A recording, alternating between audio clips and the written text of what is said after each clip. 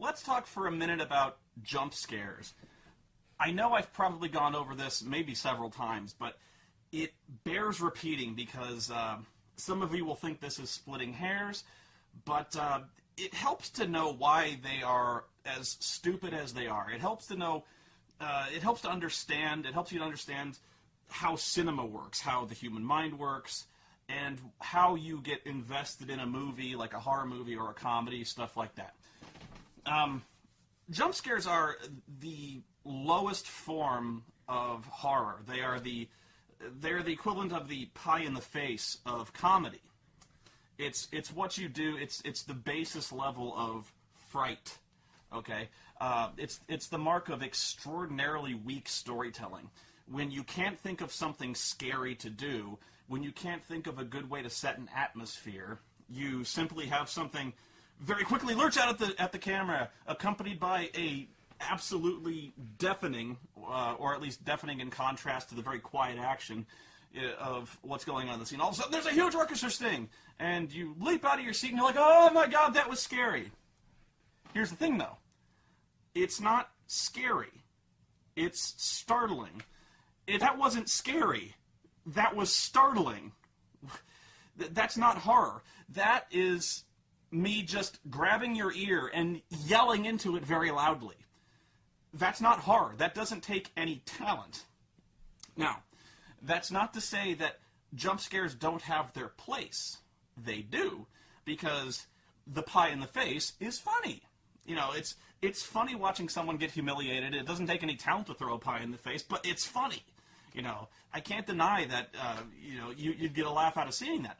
But there's a rate of diminishing returns when it comes to the pie in the face, or the jump scare. Now, as with Family Guy, there is kind of there's almost like a sine wave where you can actually drive the gag so far into the ground and torture it and torture it and torture it to where it just kind of becomes pathetically funny. But that's not what I'm talking about. When it comes to the jump scare, there's only a certain number of times you can do it before it becomes irritating. And I think what a lot of people misunderstand is that you can be scared of a movie, but it's not because you're scared of the movie. It's because you're simply scared of the loud noises. You know what I mean? You're really not wanting to see the movie, but it's not because you're scared. It's because there's going to be another loud fucking noise, and I'm going to jump because it scares if I yelled in your ear, you'd freak the fuck out. You'd be like, what the fuck are you doing? But you'd be pissed. If I kept doing it, you'd be pissed off. So you can do it, and it's scary, but you can only do it once, twice, maybe 3 times. And here's the key. It's actually better, far better, when you do it only twice. Because when you do it twice, that's where the fear comes from. When you show restraint and you make those scares, you make them worth it. You make those scares where anything could leap out at you at any time, but it doesn't, and it doesn't, and it doesn't, and it doesn't, and then it does! That's where the payoff comes, you know. So, this is where I'm coming from when I say jump scares are terrible. And if you're going to do them, only do them a few times. Now, this leads into the 2 movies I saw this week. Sinister and Paranormal Activity 4. I was really expecting to like Paranormal Activity 4, so I had this whole bit kind of planned out in my head where I was going to talk about one and the other. Turns out they're both kind of in the same boat, in the sense that they are both utterly and completely reliant on jump scares. I guess I'll get to Sinister later, because I think most of you guys want to hear my thoughts on Paranormal Activity, so, okay. Suffice to say that I was hearing bad things about Paranormal 4, but I was expecting that. I was expecting... a lot of people aren't in the Paranormal Activity boat. I am. So I've always been a mark for the series, much like I don't like the Saw series, and I don't think critics like the Saw series at all. But if you're invested in the series, you're pretty much hooked. Every time there's going to be a Saw movie, you're going to go see it. Like Cinema Snob. I don't even really think he likes the movies anymore, but he got 4 deep into it. He got 4 movies into the series. It's like, I got to see how it ends, And he liked the first bunch, so you're like, maybe they'll catch the lightning in a bottle again. They'll do it again. So he kind of sat through them. It was almost an obligation. Now, it wasn't an obligation for me with Paranormal Activity. I liked them. I liked the first 3, even when people said it kind of went too far. But, no, I dug them. And this... Paranormal Activity 4 sucks. It sucks astonishingly bad. And this is coming from a guy who cut, 2 and 3 slack. Everyone was saying, like, oh, it's repetitive, it's stretched, it stretched the premise to its limits, stretched it beyond its limits, it's repetitive, I stuck up for it. And this is where the gimmick not only jumps the rails, it crashes into a school and explodes. It goes way too far. And here's why. And I know I've said this before, but I have to explain why it doesn't work here. I've always said the Paranormal Activity series, it's the only reason it's any good, only reason, and this goes with any found footage movie, only reason they work is because you could conceivably believe that the footage you're seeing is real. I'm not saying I do believe it. I'm not saying that you ever would.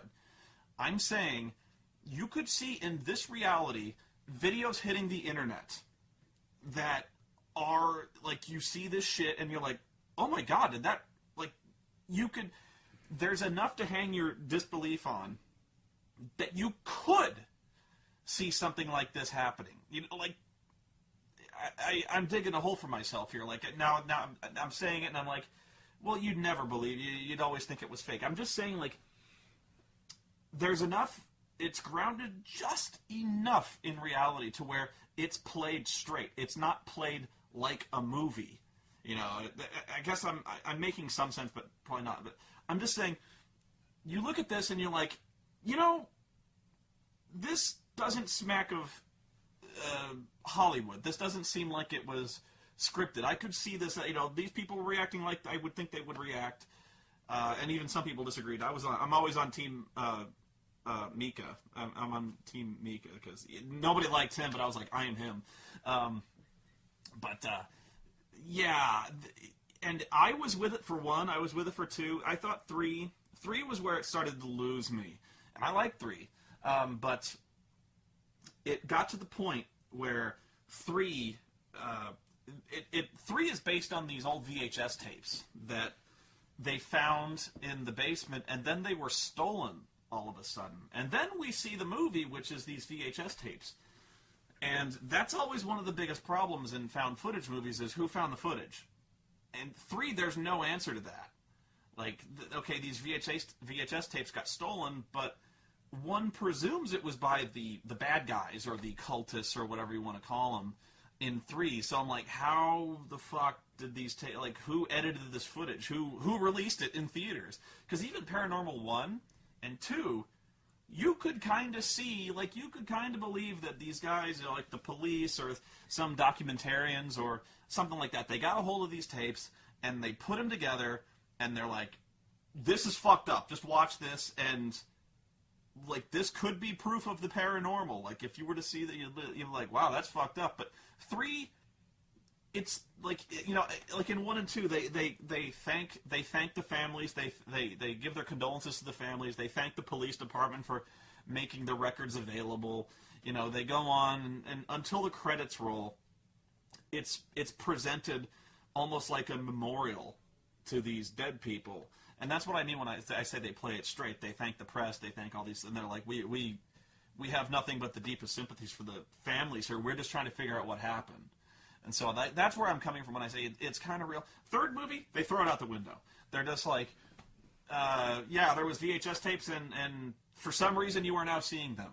I'm like, who got these tapes? Where did they come from? Did the documentarians get these? But there's no bracketing. There's no, like, it used to be there's title cards. In fact, I don't even remember if there were title cards, like the ones that say like night 1, night 2, that kind of there probably were, but I'm like, who did that? How did they get the tapes? I don't understand any of this. Now, just as long as you're taking the ride, you're like, okay, this is interesting footage. But right there, a lot of the disbelief, it sounds silly, but that little thing, the little title cards, beginning and end, really help you hang your disbelief, you know. And they're back here, you know. But the weird thing is, it doesn't help anymore because things are so absurd, things are so out of hand, things are so fucking crazy in this movie that it goes beyond, like, it goes beyond. There's some unexplained, like in the first one it goes like, you know, there's some unexplainable shit on this footage, and maybe you can figure it out, I don't know. And then there's this movie where it is absolutely batshit. There are people getting grabbed by the ankles and swung into walls and the ceiling. There's people getting their necks snapped like fucking crazy. There's like a body count of like 5 people in this movie, and it's too much. You know, there's so much. If this movie were to hit theaters and it were like a real documentary, there would be fucking riots, because this is like undeniable proof of the supernatural. You see fucking demons in this movie, you know, and that's what I mean when I say, like, you know, before it's this unseen menace, you know, you don't see anything. It could be, you know, it could be fake, but it might not be, and, you know, it's just enough weird stuff going on that you don't know. But now there's this clearly malevolent force that is just straight up killing fuckers. You know, it's doing stuff like ripping chandeliers off the walls. It's like it's absolutely crazy. And the worst part is it's all played like a movie. The editing is manipulative as shit. And I'm trying to figure out where to start. I guess I'll start from the beginning. A very good place to start. What happens is there's a new family, okay, and there's this teenage girl named Alex who's like 15, who is by far the strength of this movie is, ironically, the acting. It's very good. It's a shame the story sucks so bad, but the acting is great. So she's very good, and what the thing happens is that a new family moves in across the street, and it's Katie and the kid that she took from, you know, from number 2. It's they never even make any bones about it. It's them. And the kid is acting like fucking Damien from The Omen. So much, like, the kid is so fucking spooky, they might as well just literally play the music from The Omen every time that kid, because the kid, like, stands in the middle of a park just, like, staring, and it's like, oh yeah, this Scotty, you know. This kid is, like, so clearly the devil. And even the characters, I almost think the actors were watching the shit going on, and they're like, even they couldn't, like, they must have, like, walked up to the director and be like, okay, there's no way that anyone normal would watch this kid and not be like, seriously, like pull each other aside and be like, are you fucking kidding me? This kid is Satan. But nobody sees it. It's one of those movies where, like, the 2 main characters are the only people who, like, clearly see this kid as possessed by like fucking demons, because the kid all but speaks in, like, fucking ancient Hebrew, you know, like, hey, I forget his name, Robbie. They're like, hey, Robbie, you want to come play football with us? I am the vessel of the outer plane god, Azathoth. Yeah, Cthulhu Fatan, you know, like, all but doing that. The kid is like, you know, her and her boyfriend. The boyfriend, by the way, best character in the movie. This kid is awesome. But, like, he spends the whole movie basically trying to get in her pants, you know, Alex's pants. And it sounds irritating, but it's not. He's really good. And what's also funny is, you know how I was saying, like, I identified with the first movie's character, Mika, where he was, like, a complete asshole. I mean, like, he's like, no, I want to get this on tape. I want to, and she's like, no, don't do it. No, I want to do it, because, like, I said, I would totally be that guy. My first thought upon seeing this shit was, like, I would put it on YouTube. I would put it on YouTube. No, that's legitimately the first thing he says is like, oh, dude, I want to record this. Put it on YouTube, man. I'm like, yes.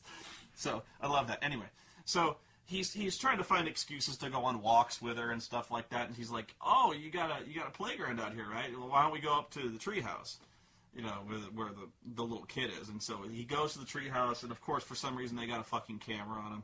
So they go up to the treehouse, and he turns around, and sure enough, like one of the first jump scares of the movie is the kid is just standing there, like in the corner, staring blankly ahead. Like this kid has been there for hours, dead silent, not reacting to anybody climbing. It's just like, and of course everyone loses their shit. They're like, "Oh my God, Rob, what the fuck are you doing here?" And Robbie is just like, "Welcome, mortal." Like a fucking robot. It's like it's almost like the kid doesn't even move when he turns. He's just like,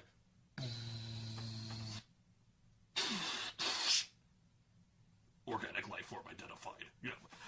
This kid's fucking crazy, right? So, like, I forgot where I was. Oh, the kid being clearly evil. So, like, that's just, like, one example of the kid all the time being just out of his fucking gourd. And this is this is immediately where the movie starts falling apart.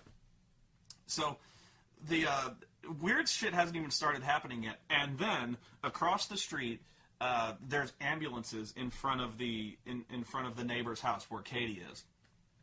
And they're like, "Oh, Katie got sent to the hospital." So Robbie, the kid over there, has nowhere else to stay because there's no relatives. He's got nowhere else to go. So Robbie is going to be sleeping over with us. So I'll just spoil it for this. And this is one of the first things that makes no sense is Katie gets hauled off to the hospital, so the kid has to stay over, but there's never any explanation for why Katie went to the hospital and had to stay inpatient, like had to stay there for 3 or 4 days, because hospitals won't just let you stay there, and they even comment on this when Katie comes home from the hospital. The girl is like talking to her mom, and she says she looked fine. Like she didn't look like there was any reason for her to be in the hospital at all. Like there's no marks on her arms from where they might have put an IV. She looks fine, and she comments like, "Why did she go to the hospital? She looks like she's always been fine." And nobody has an answer for this. And I'm like, no, that's a question worth answering. Like, why did she get admitted to the hospital, and why was she kept inpatient for so long?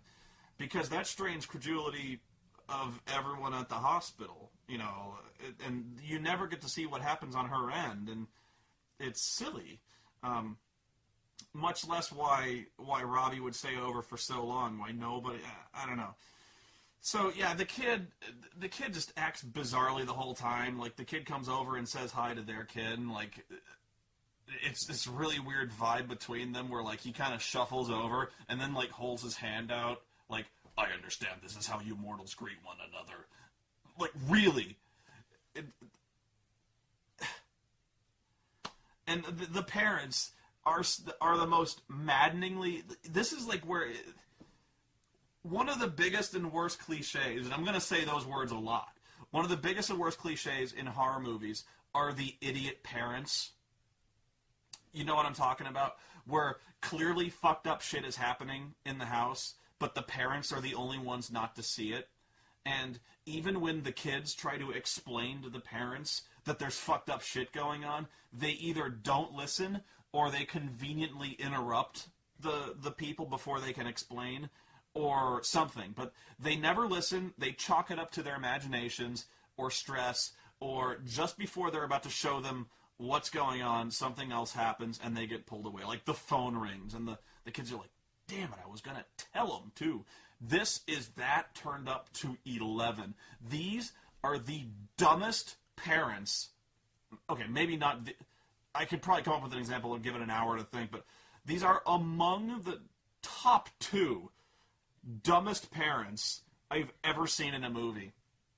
Because even when clearly supernatural shit is happening to them, the dad in particular, they're just like, "Oh, you're overstressed. You're just you're just, school is, you're just mad, you're not getting enough sleep, so you're seeing weird shit. I know you don't like the kid, but there's no reason to make this shit up. Okay, first off, maybe this is me, but if my kid came up to me and looked legit worried, and by the way, she's 15, like maybe a little kid might be making up an imaginary friend or noises that, something goes bump in the night and the kid's like 8, I'd be like, look, you're seriously, like, just go to sleep. But when you get to 15 and she's like, dude, I saw a shadowy fucking figure in my closet, or there is clearly something weird going on in this house, I'd look into it. I wouldn't just, oh, it's stress, you don't like school, this kid is creeping you out. And it is, so, like, even if you were to give them that, even if you were to give them, like, maybe she had attitude problems, she's done this before, she hasn't, but let's just say, like, worst case scenario, she's done this shit before. No, because there comes a point when the mom is, like, chopping vegetables, and she turns her back, and all of a sudden the knife, like, flies up out of camera shot and just stays there. Which is actually one of the better scares in the movie, because you're like, when is this knife going to drop? Is it going to, like, fucking impale someone or stick in their head? And it doesn't. Like, not right away. And honestly, they should have held off on that longer, because that's what I'm saying when it comes to jump scares. I forget who said it, but there's like this example of, it might have been Hitchcock, but there's a bomb under a table, and 2 people are sitting at the table, and real suspense is the bomb doesn't go off. So you're wondering when the bomb is going to go off. I'm bastardizing that quote completely, but that's what I mean. So, like, they could have held that knife up there for the better part of an hour, and that still would have been scary, because you're waiting for that knife to drop. And when the knife drops, it will be a jump scare, but it's earned, because you're not afraid of the noise. You're afraid of when that knife is going to drop, because you know it's coming, and every time you get to that shot, like, is this the scene? Damn it! And, like, the scene passes, and you're like, no, that's not this. So it's going to come eventually. God, when is it going to happen? So, like, eventually the dad comes into the kitchen. It's late at night. He's hearing weird shit. He's fucking around, and all of a sudden, like, right in front of him, the knife goes, BAM! The knife just, like, right where his hand was, and it's, like, vibrating there, and the dad's like, and you're like, oh my God, that almost killed him. And so, like, he's looking, he's like, where the fuck did that knife come from? And then he's legit freaked out, and he starts to, like, tug on the knife, but the fucking knife is sunk into the counter, like, 2 inches. Like, clearly something weird, like, fucking BAM! Like, buried that fucking knife in the counter. So he, like, has to, like, post down on the counter and, like, rip this thing out. I know, Oreo, it's scary. So he has to rip this knife out of the table. There is no rational explanation for this happening. This is not like, how did the knife get up there? There's nobody around that could have, like, rammed the knife into the counter. There's no reasonable explanation for the knife, like, hanging up there. Like, what happened? Did the mom, like, put a thing of fishing line up there and hang it with a tack? There's no reason for that. And so, like, after that scene, he's just like, nothing happened. Nothing. And when scary shit keeps happening to the girl, and she comes running and screaming to her dad, like, oh my God, something locked me in the garage, and it started the car, and it tried to kill me with carbon monoxide fumes. This happens, by the way. She's like, oh my God. So I had to escape, and the only way I could think to escape, because the doors wouldn't open, was to jump in the car and throw it into reverse and crash through the garage door. And of course, before she can explain anything, before she can say, she's like, I got locked in the garage, and before she can get to, like, and something was trying to kill me, I couldn't open the doors, and I had to get in the car. The dad is like, okay, calm down. You've been going on about this, but you don't understand. Something held the doors late, and it tried to kill me. There was carbon. She's like, look, listen. I know the kid is freaking you out, but there's no reason to do this. Like, why would you drive that? She's like, yeah, but I had to because I was getting, no, honey, please. Just go to bed. We're going to talk about this later. You just want to grab this guy by his fucking shirt, bitch slap him twice, 3 times across. Would you listen, please? Like, there's no reason she wouldn't just scream at it, like, shut up! no reason, completely out of his fucking mind. And this is not, like, there's no reason why he wouldn't just shut up and listen to her, because she's clearly upset. This is not like a teen misbehaving. Why would she ever drive the car through the garage door unless there was a legitimate life and fucking death reason? And maybe, like, they could have maybe given some plausible, like, at some point established, like, you know you're not supposed to borrow the car. You don't have a license, but still, come on. Like, that would have been the weakest justification ever. Like, in fact, you would have thought the dad would sit down and wait for a real good goddamn explanation for why the garage door is obliterated. But he's like, no, honey, go to bed. Go, would you please? Like, I don't want to hear any of your more ghosts, any more of your stories. Would you please?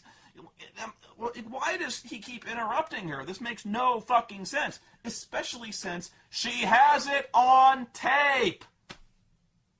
Like, even if he didn't believe any of these ghost stories, which he should, considering a fucking knife dropped from the ceiling and embedded itself 2 inches in the fucking formica, like, don't you think he would maybe have, like, even the slightest interest in these ghost stories that she's been talking about, especially since something completely unexplainable happened to him the night before? Like, how dense is this motherfucker? It's so ridiculous that there's no real character on the planet who would not stop and listen to this. Like, at least listen to the explanation, even if he thought it was ridiculous. Especially since she has a recording of it. All she had to do is be like, would you just wait? I'm going to call this guy over who can get the footage and he will show you. There's no explanation. And that's what I mean when I say this story is just like, these people are like Martians. They're completely unrelatable, you know. And this movie is where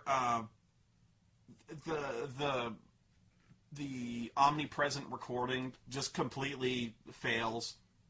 Like, they actually came up with really good explanations for why the camera has been set up in various rooms in all 3 of the movies beforehand. The third one, it was the weakest, but they're like, okay, the first one, weird shit is going down, and the guy really wants to record it because he's just interested. And you're like, okay, I buy that. The second movie, someone broke into their house and trashed the place, so they install a really superfly high-tech surveillance system, and the surveillance system is what catches the shit. The third one is basically the same thing. The guy is like, man, there's weird shit going on. I saw something in my house, so I want to get this because it's fucked up. I want to get this. The fourth movie is some weird shit's going on, and it's actually a logical progression because in modern day, we have cameras everywhere. We have them in our laptops. We have them in our iPads. We have them in our cell phones, for Christ's sake. We have cameras in everything, so it makes sense that we have almost omnipresent recording devices at our disposal. But even here, they push it way too far because she goes, she goes on basically Skype web chat with her boyfriend a lot, which is also kind of strange considering he drives over all the time, but whatever. So it turns out that he's actually been recording her Skype calls, which for some reason she keeps open and running all night long before she knows anything weird is happening. She keeps this, like, and she's like, why would you record our Skype chat calls? Like, you were watching me sleep? And he's like, no, well, yeah, but that's not the point. And I'm like, why would she leave the fucking chat open when she's sleeping? Because she does. And I almost, this sounds rapey, but like, why would she leave the chat open? Like, maybe she forgot, but even, like, that's not the sort of thing you would forget because your laptop is open and fucking glowing at night, and it doesn't make any sense. And plus, this guy, by the way, fucking creepy, recording her sleeping. Yeah. Anyway, so he's like, that's not the point. I'm like, it is? And he's like, no. He's like, point is, something weird happened when you were sleeping. And she's like, okay, fucking show me. So he scales up, and sure enough, the creepy kid, like, stands in her doorway for hours and then climbs into bed with her and starts, like, feeling her. And right there, like, she goes to her parents and like, dude, the creepy kid came into my room and started, like, grabbing my titties and stuff like that. And the parents, of course, are like, yeah, well, look, the kid is disturbed. He just saw his mother got loaded into an ambulance. He's going to be stressed. He's going to want company when he sleeps. And I'm like, you got to talk to this kid and be like, Robbie, you can't go climbing into people's beds. It's fucking scary and creepy. Like, just stay in your own room, okay? They never do this. And they use that excuse. Look, Robbie just saw his mom get taken off in an ambulance. He's scared. They do that like 4 times in this movie. Of course, completely disregarding the legitimate concerns of the kid, which she has on tape. Because, like, several times during the course of these nights, the kid fucking gets out of his bed and starts staring at the blank wall, talking to the demon. All but speaking to this demon in fucking Babylonian, like, insane, really creepy shit. Like, yes, they were asleep, my lord and master.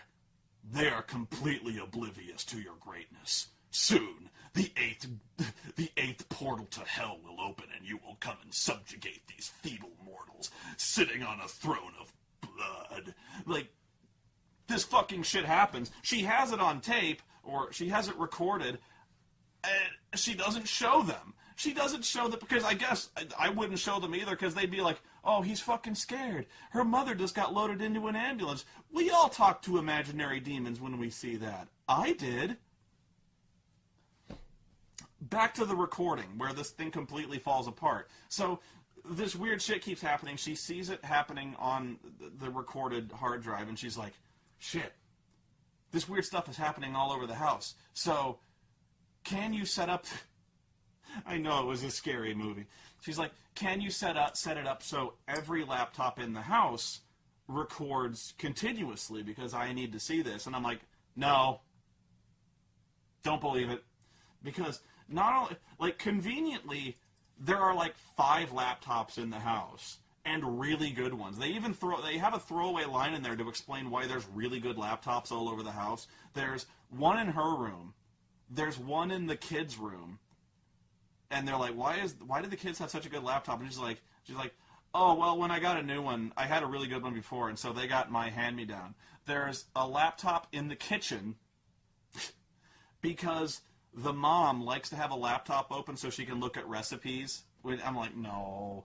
There's a camera. I don't even know where this fucking camera comes from, but in the like the living room where the video game system is, there's a laptop set up there.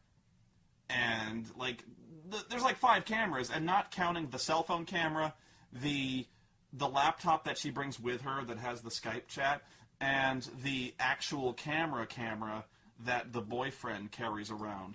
And I'm like, no, this is dumb. And if you've ever used a computer in your life, you would know how silly this is, because let's say you had a camera rolling all day, every day, and all night, every night. Just try to do even the loosest math. Try to figure out how big those fucking video files would be, even rendered in low quality. And this is taking place over the course of like 20 days. Okay, maybe 15, but even so. There's like no fucking Apple laptop is gonna hold that much footage, ever. It just does not happen, and especially, this is high-quality footage as well. So, like, we're not dealing with low-res footage. We're dealing with, like, movie-quality shit. So, goddamn, I can't record off my desktop for more than an hour and not rack up, like, 30 gigs of fucking video files. Like, no way does this happen. So, right away, completely unbelievable. Not only that, like, there's, like, 2 cameras in the house that can record infrared. I actually priced out a camera that can record infrared. It was like the cheapest one I could find was $1,100. And I'm like, no way there's no laptop that I can think of that has an infrared camera. Second, to even have a handheld DV cam that has infrared, no fucking way Robbie dropped $1,100, $1,200 on this fucking thing. And there's just no way. And there's, by the way, no video camera around is going to hold 24 hours of footage. Like, I could probably run mine on the lowest quality for, like, on the outside 8. You know. So unless he was running in every 8 hours to change cards, not buying it.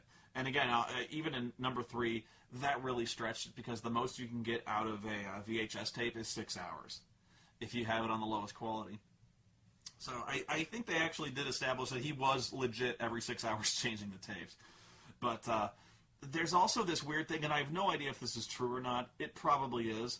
But they get so much mileage out of the... apparently the Kinect shoots out like thousands and thousands of infrared beams that make like this little points, almost like a planetarium. These little points all over the place that you can see if the lights are off and you have an infrared camera. So it's a really cool looking effect, and they do it like every night to catch the ghosts like walking around. I know, it's fucking spooky. So, you know, if it's really true, I should see if I don't have an infrared camera. I can't afford one, you know.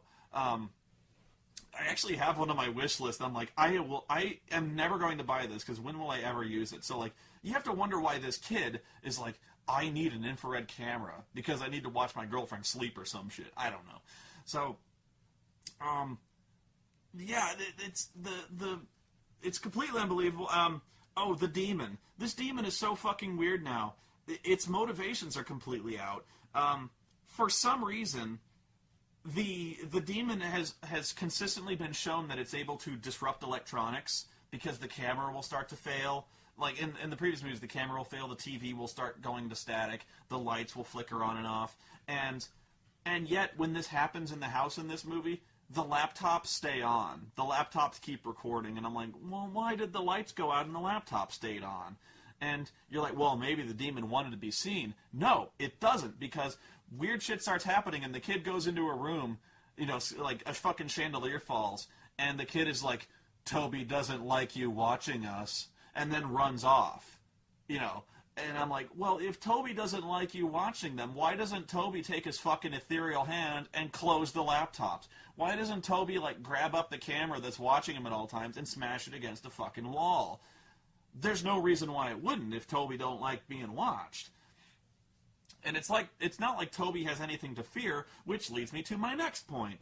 Why is Toby just straight up fucking around with the people now? Like, in the earlier movies, you can kind of buy it, because I justify it to myself anyway by saying, okay, there's a demon around, but it's not like fully into this world. It can't really interact directly with the real world because maybe it can only do it for a few seconds at a time. It's maybe trying to freak them out to lower their resistances, or it can only have a legitimate connection to this world if it possesses somebody. So like maybe it can't interact with everything that much. It can only interact for any long period of time if it possesses somebody, which is why it possesses Katie, you know. So like that's kind of I dug that. In the first 3 movies, the demon doesn't really have that much of a physical presence, so it can only kind of fuck around with things. Like, it can slam doors, it can lure people to where it has, you know, it can lure people around so it can ambush them, because it doesn't have that much strength. Or something. That's how I justified it to myself, and it made sense that way.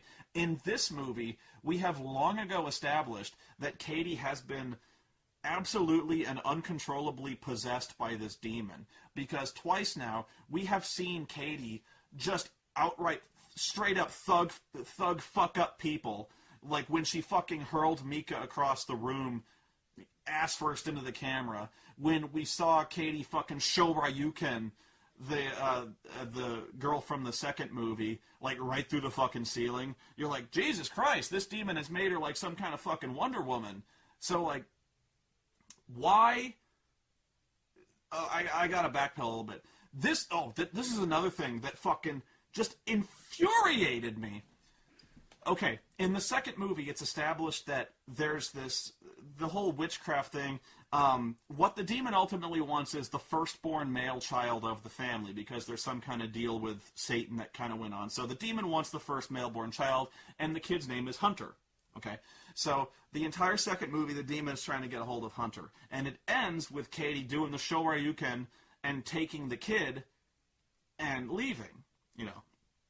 So, okay, so the Katie has Hunter, walks off, and you're like, wow, why is Katie now fucking with this new family in the fourth movie? This is where I almost walked out of the theater. I was so mad. Okay, here's what happens. Okay, big spoilers. Not even that huge a spoiler, but whatever. It turns out that the kid that Katie got was not Hunter. It turns out that Hunter is the adopted child in the new family in 4. Apparently, Katie got the wrong kid. This movie took the entire concept of the second movie and punted. It punted to a 5th movie. Blatantly and inexcusably, it essentially retconned Paranormal Activity 2 by saying, oh, all that shit that happened in 2, completely pointless because that wasn't the actual kid. No, this is the kid here. And there's so many plot holes that opens. And maybe I just was so mad I wasn't paying attention. I don't think that's the case, but maybe I just missed the part that explained every single plot hole that raises. Why in the name of fucking Christ, why would the original family give up Hunter for adoption? Why?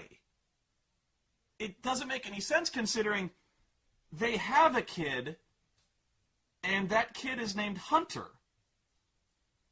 Did that family have a kid and not like the kid and take it back to the hospital and they're like, this kid is defective, can we trade it in for a new one? And they handed it, what the fuck? That doesn't make any fucking sense. And then, like, why if the family in the fourth movie had a kid, they had Alex, why would they feel compelled to adopt when it's been shown that they could have kids? Did something happen? Which is never explained? Why? And why, in this movie, if they only have one little kid, do they have bunk beds? And this isn't the sort of thing where, like, oh, maybe the girl and Oreo. It's not the sort of thing where, like, maybe Alex and the kid were little kids at the same time, so they slept in bunk beds. There's no way, because, like Wyatt is, like, fucking 7. So there's no reason they would have bunk beds. And this is the sort of thing I nitpick about like crazy, but there's no reason for it. They only have bunk beds because they don't have 2 beds in the... Why would they give the kid up for adoption and still have a kid? Why would the other family adopt a kid if they already had a kid? It doesn't make any fucking sense. And it so pisses me off that, like, why would the demon even stalk the second family if Hunter was not in that family? Like, did the family know about this and try to psych out the demon with a fake Hunter? Like, did they give the original Hunter for adoption, then they adopt another kid and named it Hunter so the demon wouldn't know? I don't think so, because in the second movie, nobody in the family knows that there's a demon after them. I don't understand any of this. And it's so needlessly complicated. This movie should have wrapped up with it should have wrapped up with the third, but it should have definitely wrapped up with the fourth, where there's finally some kind of answer, some kind of confrontation. But no, it punts. It's like, oh, no. The real Hunter is abducted in this movie, and then in the 5th movie, we're going to show you what the fuck happened. You can't punt. It's like 4th down in this movie, and they punt. It's so fucking stupid. I get worked up. I'm going to get a fucking ulcer watching these goddamn movies. Okay. The jump scares. This movie is almost all jump scares. Whereas in the first movie, in all the movies previous to this, the jump scares were restrained. There were only a few. And there were only a few. Okay? And I know that's hypocritical of me to say because almost all the paranormal movies are kind of based on the jump scare. But to me, it was much more restrained. It still looked kind of real. And it had legitimacy because, again, this sounds stupid, but there were no loud orchestra stings. You know, to me, the loud orchestra sting is the yelling in the ear of these movies. They didn't have that, and I really thought the jump scares in that movie were earned. 3, a little too much, but whatever. In the 4th movie, there are so many fucking jump scares, and they are the most predictable, cliched jump scares. For instance, she goes downstairs and she sees a chandelier swinging, and you're like, okay, they're distracting us with that one chandelier. They're drawing your eye over here so another chandelier can fall. I'm like, sure enough, a chandelier falls, and almost like right on cue. I can call this shit. You know, it's basically because we've kind of sussed out the Paranormal Activity formula where it draws your eye over here and then something flies out over here. We've seen this trick like 3 movies already. We can kind of call it. And you do. You call virtually every single scare. There's a few ones that are really, really good. Like when they turn around in the treehouse and they see the kids stand there like fucking Blair Witch. Good one. There's a few really good ones. But there's a lot of really bad ones. And they do the most cliche... This is the second time I do it. The most cliched, hackneyed jump scare of them all, cat. They do the cat scare. And they do the cat scare twice! Fucking twice! The cat leaps out and scares them. I'm like, fuck you! Fuck you with your jump scare bullshit. They actually do the cat. Virtually none of the characters are likable. You know, the second family was really good. They had the dog, and you're actually really invested in the dog's fate. It's ironic that the 2 characters you care about are the boyfriend and girlfriend characters, because the boyfriend, like I said, is really great. Oreo is squeaking on a toy because I'm not paying attention to her. So, where the fuck was I? Yeah, they do a lot with the Connect, and I guess I'll wrap up. I'm just rambling about the fucking jump scares. Oh, another thing that really, really fucking detracts from the legitimacy of this movie, where you just completely stop buying that it's real, is they do, like, they actually start to reference several other horror movies, and when you do that, it takes you right out of it. Right out of it. For instance, there's a scene with a basketball bouncing down the stairs and all of a sudden stopping, because that's what the demon would do. The demon would fucking dribble down a set of stairs and then stop. Ooh, that really plays into the demon's diabolical plan. And there's another one where the kid, like one of the kids, is like pedaling around the house on this little like recumbent tricycle, which is exactly the thing that happens in The Shining when the kid is like pedaling down the halls on this tricycle thing. And I'm like, you know, I'm not fucking stupid. I know where this comes from. And you're just reminding me at every turn this is a fucking movie. It's not like, there's no way I can possibly buy this is found footage anymore. This is the squeaky toy, and Oreo this is the scariest thing in this movie. The ending is fucking silly. The ending has always been the weak point of all the movies, I think. Where that's where like the really fucking scary shit happens, and that's usually where the really indefensible cinematic crap happens, with like the demon face in the first one, pretty much the demon face in all of them, you know. In this one, the ending just goes absolutely out of its mind, where like I said, it finally reaches a point. I remember. Okay, my tangent.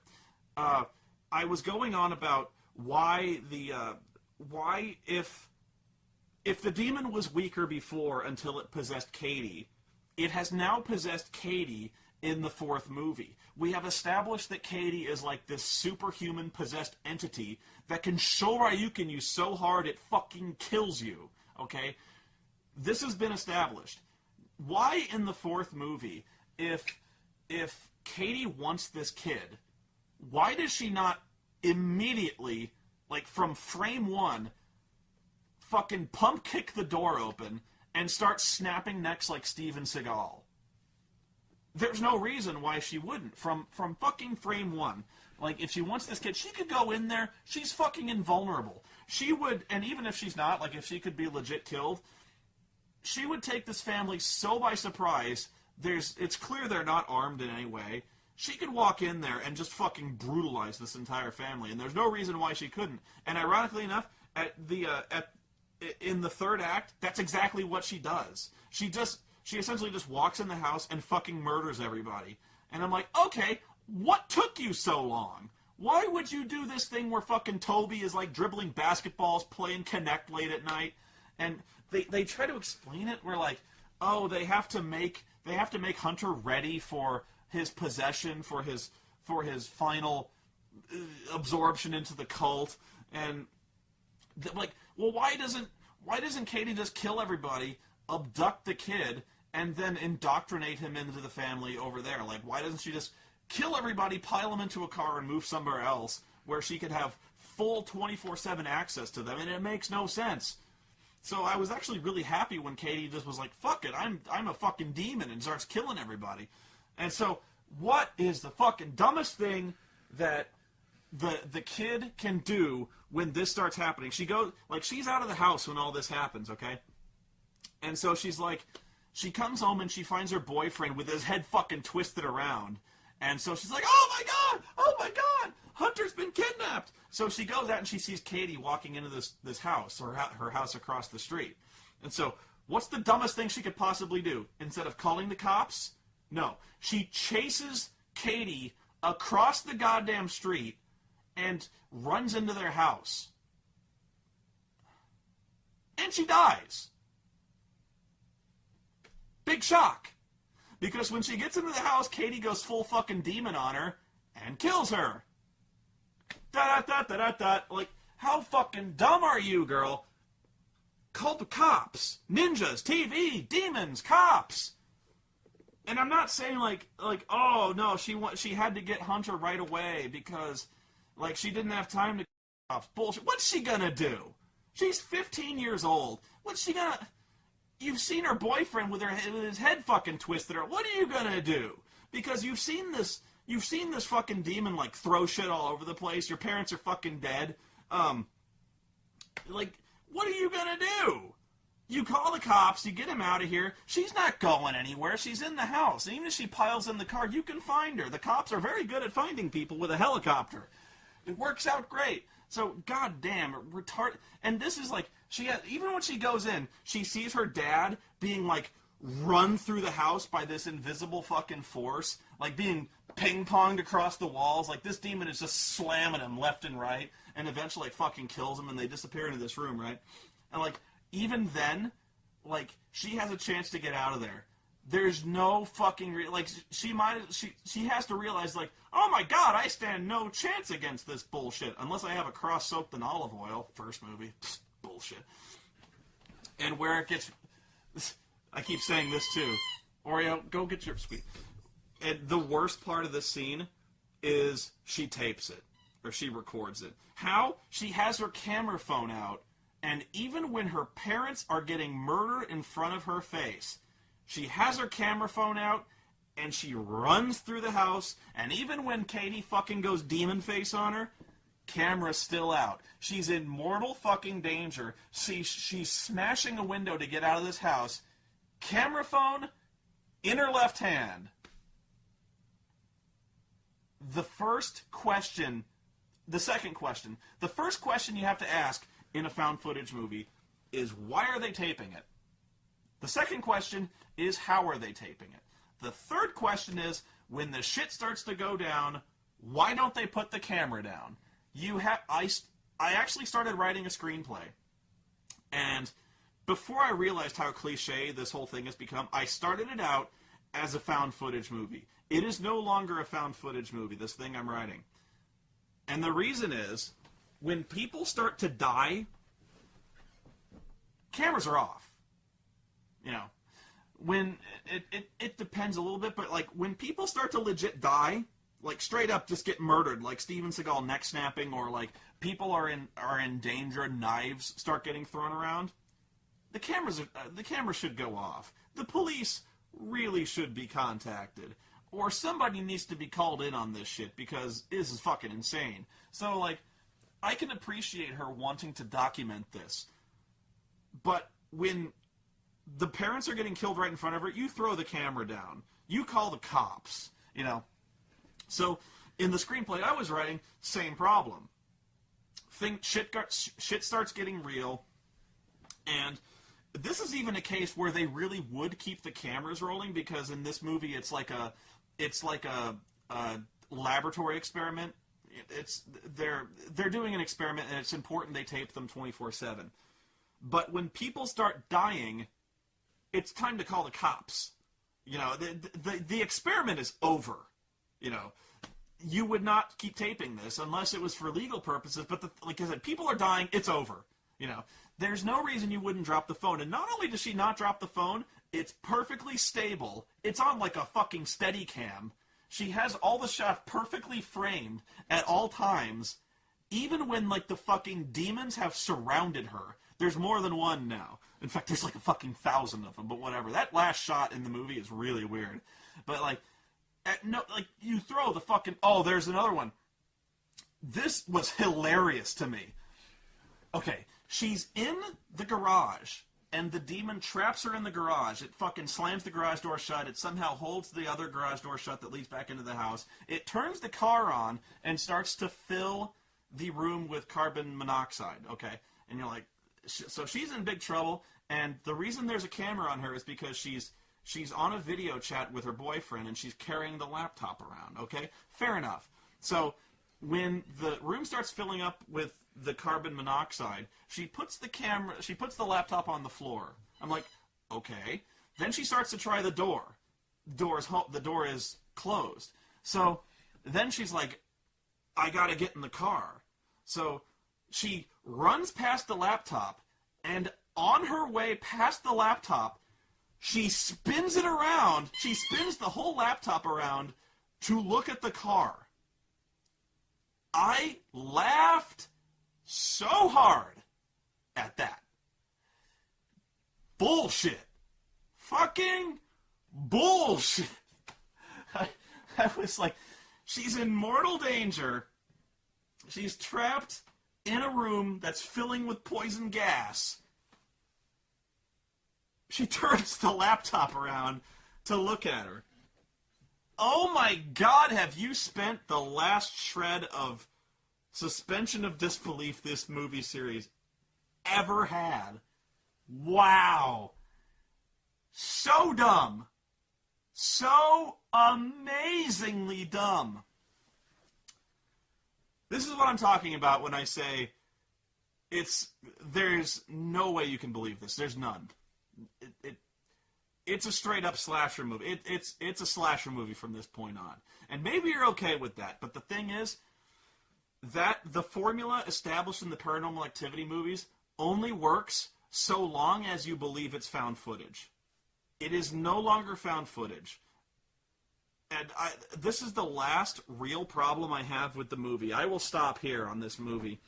But the reason I say, even if you were to buy that they recorded all this shit, let's just say they recorded all this shit, and for some reason, conveniently, she spins the laptop around as she's dying. She still has her camera phone in her hand. Even if you believe that happened, once again the question is raised, who got this footage and who edited it? Okay, the first question. All this shit's been recorded on apparently her infinite laptop storage space. But let's say the documentarians got a hold of this. Did they also edit this? Because why would they edit it like a horror movie? Here's what I mean. First movie, second movie, even the third movie. When weird shit starts happening, like really weird shit, when people start getting sucked out of their beds, or sheets start getting thrown around, or things start collapsing, you know, when things are going on, you see it. and I know that sounds weird, you actually see everything that happens. In this movie, this is the best example I can think of. In this movie, the demon actually, like, walks into her room, and she's in bed, okay? Alex is in bed. What happens is, like Zool in fucking Ghostbusters, she starts to, like, float over her bed like some unseen arms are picking her up, and she's, like, suspended 3 feet over her bed. So she's being held there over her bed like something is about to, like, snap her in half. She's floating there, and then we cut to just like, bam, we cut to the living room where the Kinect is set up. And I'm like, whoa, whoa, whoa, whoa, whoa. You're cutting? You're doing an edit in the middle of the girl floating above her bed. What, did you think that wasn't interesting enough? We have to cut to the fucking Kinect? We have to cut to the fucking living room where nothing is happening? Did you think we'd get bored? Like, if this were real, would you not think that we would want to see the evidence of the paranormal of this girl somehow floating over her fucking bed? Why would you edit? And they do this several fucking times. We're like, you know, there's a kid in a pool. Like, the kid is taking a bath. And this, by the way, raises so many weird questions about the ethicality this girl has of recording her family 24/7, including the potential for watching the little children undress. Anyway, this is another jump scare that's completely telegraphed, because the kid's sitting in a bathtub. You're like, he's going to get sucked under the water.